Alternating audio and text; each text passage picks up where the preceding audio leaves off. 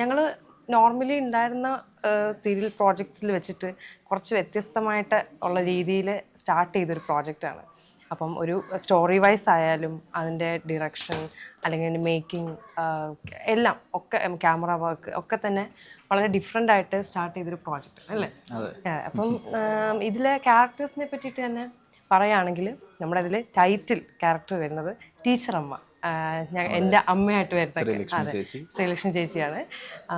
അമ്മയാണ് ടീച്ചർ അമ്മയായിട്ട് ഇതിൽ ചെയ്യുന്നത്. അമ്മയുടെ 3 മക്കളും പിന്നെ അമ്മയുടെ ചുറ്റും ഉള്ള, അതായത് പുള്ളിക്കാരുടെ ജീവിതത്തിൽ ചുറ്റും വന്നു പോകുന്ന ഒരുപാട് ക്യാരക്ടേഴ്സും കഥകളും ഒക്കെയാണ് ഇതിൻ്റെ ഒരു പശ്ചാത്തലം എന്ന് പറയുന്നത്. ഓൾമോസ്റ്റ് മിക്ക ടീച്ചർമാരും അനുഭവിക്കുന്ന, മിക്ക ടീച്ചർമാരും എന്ന് പറയാൻ പറ്റില്ല, നമ്മളുടെ നാട്ടുപുറത്തുള്ള സാധാരണ കുടുംബത്തിൽ നടക്കുന്ന കുറേ കാര്യങ്ങളാണ് കോർത്തിണക്കിയാണ് ഈ സീരിയല് പോയിക്കൊണ്ടിരിക്കുന്നത്.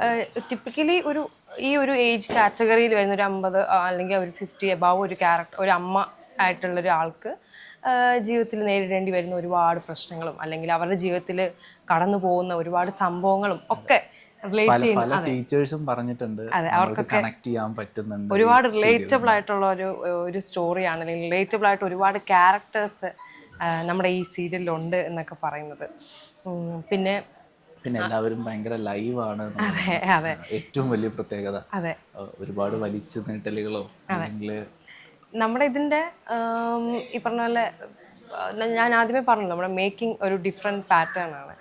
നോർമൽ സീരിയൽ പാറ്റേണിൽ നിന്ന് കുറച്ച് ഡിഫറെൻ്റ് ആയിട്ട്, അതുപോലെ എന്താ പറയുക, എൻ്റെ ക്യാമറ വർക്ക് നമ്മുടെ ഇതിൽ മെയിൻ ഒരു ഹൈലൈറ്റ് എന്ന് പറയുന്നത് നമ്മുടെ ഇതിലെ ക്യാമറ വർക്കാണ്.